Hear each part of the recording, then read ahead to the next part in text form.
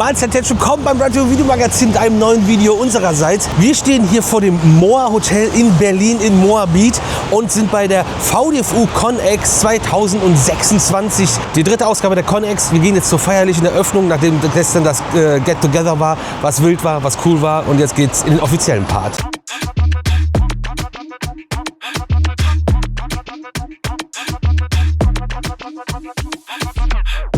Fighting my temptations, building up, I'm anxious.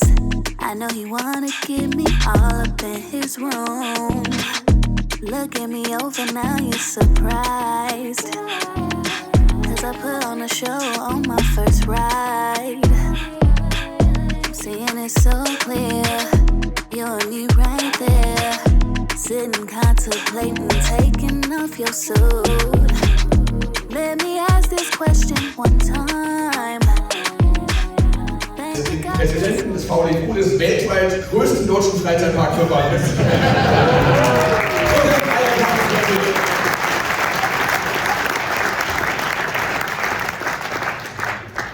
Vielen Dank, lieber Jürgen, uns kleiner zu machen, als wir sind, ist auch gar nicht dein Ding.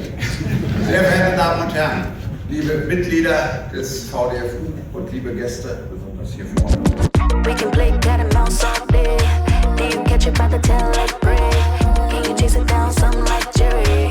Do you think I'm a load you can carry it? So don't you forget, gotta give it to me. Leaving me just with a tease. I want you to cry for me, need you to yearn for me. Let the passion take me right over the moon. Ain't nothing throwing me off my high. Got my name tattooed on his side. They looking like how you do that. You can't get that man off your back. I smell him before I attack. I flip him and throw him off track. We can play cat and mouse all day. Do you catch it by the tail like prey? Can you chase it down, some like Jerry? Do you think I'm a load you can carry up? We can play cat and mouse all day.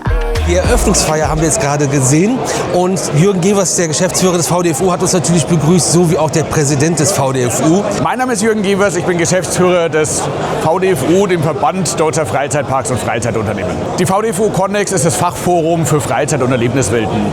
Bei der Connex kommen in 2 Tagen Betreiberinnen und Betreiber von Freizeiteinrichtungen zusammen, wie Freizeitparks, Zoos, Brandlands, Freizeitbäder, aber auch Escape Rooms oder Bowling Center auf der einen Seite. Und auf der anderen Seite treffen und vernetzen sie sich mit Anbietern von Leistungen und Produkten, die sie eben für den Betrieb ihrer Freizeiteinrichtung brauchen. Dabei versteht sich die Connex nicht als Messe, sondern wirklich als Plattform für Austausch, für Wissensteilung und für eben Netzwerken.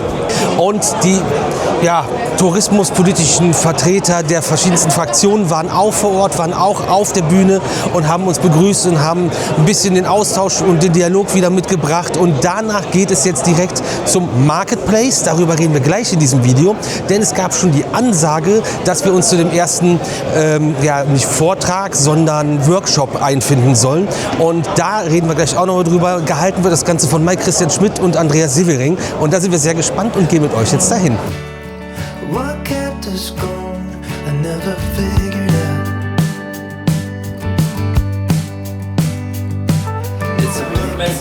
out. Ja, ich brauchte noch ein Eis, ja. Nee, Gummischlangenpause. Auch noch. Eis bitte draußen essen, hier drin kein Eis. Also, um das vielleicht noch ein bisschen zu unterstreichen, ne? Also das ist ja das Fachforum hier für Freizeit- und Erlebniswelten und die Branche der Freizeitwirtschaft tritt sich hier und dementsprechend auch die politischen Vertreter aus dem Bundestag, um in Dialog zu kommen, sich auszutauschen und auch für euch alle am Ende des Tages das Erlebnis besser zu machen. Und das ist auf jeden Fall ziemlich spannend, aber natürlich auch löblich zu erwähnen, dass die Politik überhaupt hier hinkommt und das auch ernst nimmt, sich das Ganze anhört. Wir hören uns jetzt den Vortrag an und Mike Christian Schmidt bringt das Ganze schon gerade, also er demonstriert das, was er gleich erklären wird, glaube ich, schon ganz gut. Und die meisten, die haben es, glaube ich, noch nicht ganz verstanden. Und dann ist ja auch alles richtig gemacht. Sometimes it hurts to even think about it. We should throw it out. I see you sitting on that couch again with messed up feelings. Too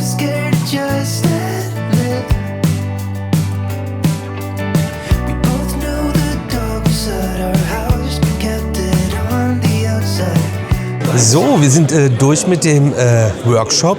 Der Rick aus dem Moviepark war auch noch dabei und hat auch nochmal coole Beispiele mitgebracht. Und es ging halt um den Gästeservice und nicht um, wir haben einen Kunden. Wir haben auch keinen Besucher, sondern wir wollen, dass wir einen Gast haben in unserer Freizeiteinrichtung.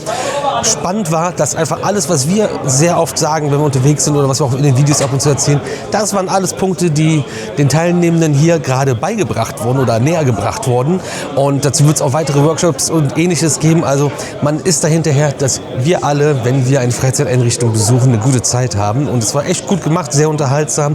Es sind auch einfach Charaktere, die man mag. So, wir müssen jetzt weiter in die andere Hälfte dieses Raums, weil heute Morgen war das ein riesiger Raum, jetzt ist der mit der Trennwand getrennt, gehen zum nächsten Workshop und da geht es um Idee, Entwicklung, Planung und Bau von Indoor-Spielplätzen und das interessiert mich persönlich sehr, wie das gemacht wird und warum es irgendwie immer Tennishallen werden, ehemalige.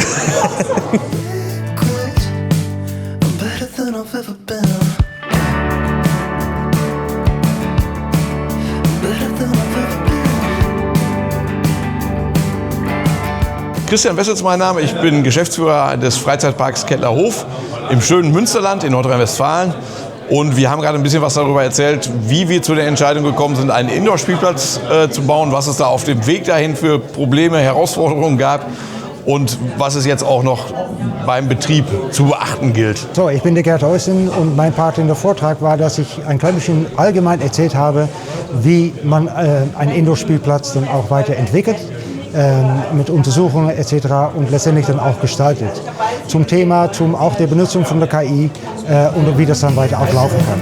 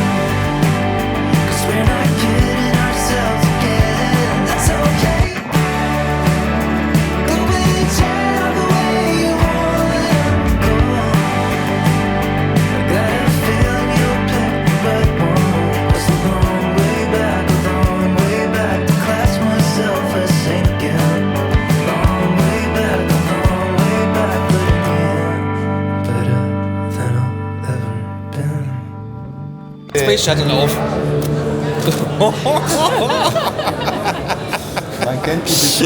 So Leute, ich versuche euch mal so Mühe noch mitzunehmen, was auf dem Marketplace so los ist. Natürlich sind Hus Park Attractions da und auch Muck-Rides, RS-Rides sind natürlich auch wieder da. Aber wir haben auch mit Hackleiter heute super Gespräche geführt, Seifenspender und Handtuchspender.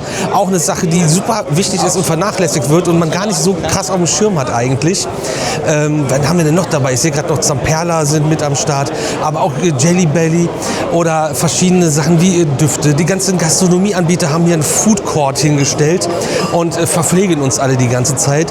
Bold Move Nation sind aus Belgien quasi auch angereist und sind mit am Start. Verschiedenste Ticketing-Angebote gibt es auch, die sind auch alle komplett hier. Die zähle ich jetzt gar nicht erst auf, bevor ich irgendeinen von denen vergesse. Und jetzt geht es zur Langnese Standparty, bevor es dann im Anschluss heute Abend noch weitergeht mit dem Abendevent. Ich hoffe, wir sehen uns aber gleich dann noch einmal und sprechen noch mal kurz. 언제부터였을까 넌 내게 묻지만 사실 조금은 티가 나 다 보여 네 몸짓 표정 하나하나에 잠깐만 나오라고 부를 때까지 기다렸다 날 봤을 때 모르는 척 익숙한 멘트를 칠 때 아무렇지 않은 듯 하지만 이 조용한 밤거리를 걸을 때 두근거림에 눈을 굴려 잠들지 못해 너와 있으면 내려앉은 밤이 너무 짧은데 Baby 나는 알아줘 집에 보내지 말아달라고 Baby kiss me 보여줘 네 깊은 맘 속에 날 데려가줘 Baby hug me 안아줘 그리고 내일도 날 보러 와줘 맘속이 따끔따끔거리네 예고 없이 찾아온 설렘에 어떤 Guten Morgen Berlin, du kannst so schön der Gastgeber der VDFU Connex sein. Ich werde das jetzt etwas schlechter singen. Wir haben den nächsten Morgen. Wir haben nach die Langnese Standparty gefeiert. Wir haben uns gestern so viel unterhalten, so tolle Gespräche geführt, so viel ausgetauscht, dass wir gar nicht so viel bei der Connex selbst erzählt haben. Es ging aber auch noch zum Netzwerk-Abschluss-Event ins Wasserwerk hier in Berlin. War es eine coole Event-Location und da haben wir dann auch noch mal alle zusammen die Zeit verbracht und uns unterhalten, ausgetauscht und neue Leute auch kennengelernt. Dafür ist ja auch die Connex da. Wir haben viel mitgenommen, es waren viele spannende Gespräche. Wir werden aber heute noch ein bisschen weitermachen und es gibt gleich noch sozusagen Edu-Touren, also Touren, wo wir was lernen und uns noch weiter austauschen. Und da geht es jetzt gleich hin. Wir holen uns eben was zum Frühstücken und dann let's go.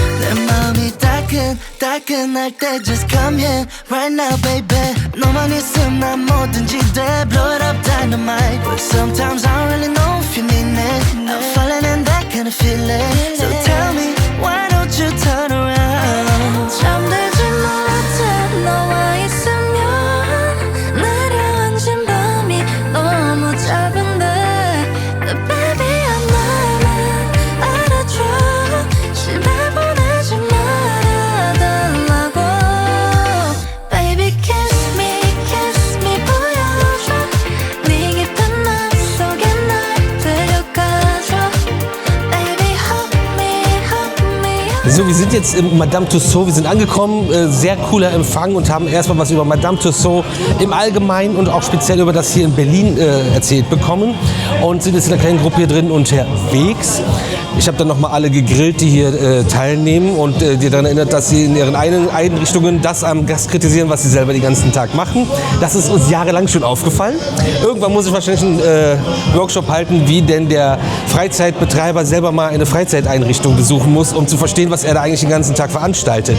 Dazu aber später mehr. Wir machen jetzt kein großes eigenes Video über Madame Tussauds hier in Berlin. Aber zum Beispiel, wenn ihr mal hier seid, Erich Honecker steht hier. Wir sind nämlich jetzt in Berlin und Berlin ist sogar in 2 Bereiche eingeteilt, in Ost und West. Und warum Erich Honecker auf Udo Lindenberg guckt in dieser Konstellation, da gibt es einen QR-Code an der Wand, den könnt ihr scannen. Und dann bekommt ihr die Hintergrundinformationen dazu, warum das Ganze so ist. Wir haben hier drin die Berliner Mauer. Und natürlich haben wir denjenigen, der es zu verantworten hat, dass die Berliner Mauer nicht mehr steht und Ost und West wieder vereint wurden, auch hier als Wachsfigur stehen. Die Wachsfiguren sind übrigens nur im Gesicht aus Wachs und der Rest ist aus Fiberglas, die Körper. Die Front-of-House-Figur von Vin Diesel zum Beispiel könnte sogar draußen stehen, die ist komplett aus Fiberglas. Und das ganze Madame Tussauds ist in verschiedene Bereiche eingeteilt. Wir haben angefangen mit Berlin der 1920er Jahre. So. Und ja, hier kannst du auch noch selber überall Fotos machen, wie du die Mauer selber wegknüppelst oder sonst irgendwo mit drin sitzt. Und wir kommen dann hier so ein bisschen zum Sommermärchen. Es gibt natürlich dann auch noch ja, popkulturelle Referenzen weltweit. Dazu gibt es jetzt gleich ein paar Aufnahmen hier, die ihr euch dann angucken könnt oder was ihr hier erleben könnt. Ihr könnt super viel euch ja, also erlernen noch hier und richtig viele coole Fotos machen. Und wir bringen euch jetzt noch ein paar Bilder dazu mit, würde ich mal sagen. Außer wir haben irgendwas Spannendes noch zu erzählen. Ich komme gerade nicht weiter, weil hier ein kleiner Fotostau ist.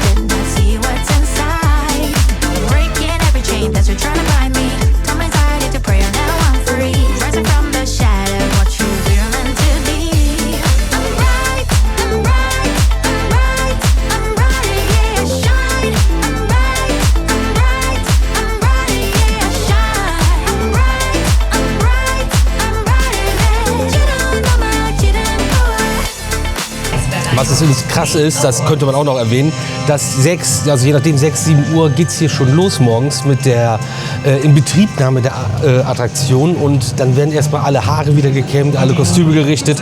Manchmal sind auch welche von den Wachsfiguren nicht da und müssen in die Werkstatt. Das ist auf jeden Fall eine crazy Aufgabe und wir gucken uns jetzt mal an, was passiert, wenn man den Abonnieren-Knopf hier auf dem Kanal drückt. Nix. Weil ihr es nicht macht. Macht das. Los.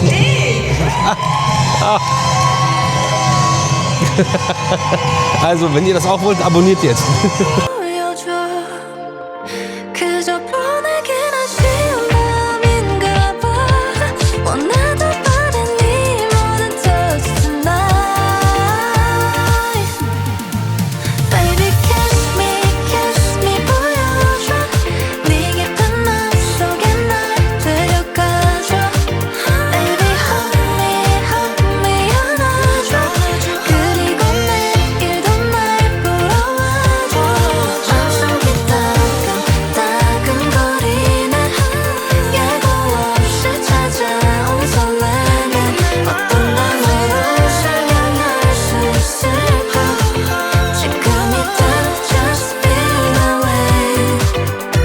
Wir stehen wieder draußen vor Madame Tussauds. Wunderbares Wetter in Berlin, das am 26. Februar, den wir heute, glaube ich, haben. Ey, ich hoffe, wir haben halbwegs euch irgendwie was mitgebracht von diesem Event der VDFU Connex und dem Fachforum mit den Themenwerkstätten, Workshops und dem Marketplace. Und jetzt nochmal die Exkursion hier in Madame Tussauds, wo wir für uns auf jeden Fall, was das Thema Madame Tussauds angeht, nochmal sehr viel mitgenommen haben. Andere sind im Zoo Berlin und es gab noch was Drittes, was ich jetzt gerade nicht so ganz auf dem Schirm habe. Wahnsinn, also wieder richtig, richtig gut gewesen, richtig viel gelernt, Austausch. Dafür ist das Ganze da, das funktioniert sehr gut und das war's dann mit diesem Video und wir sind raus und sehen uns morgen um 18 Uhr wieder zum neuen Video, wie jeden Tag hier auf dem Red Bull YouTube-Kanal.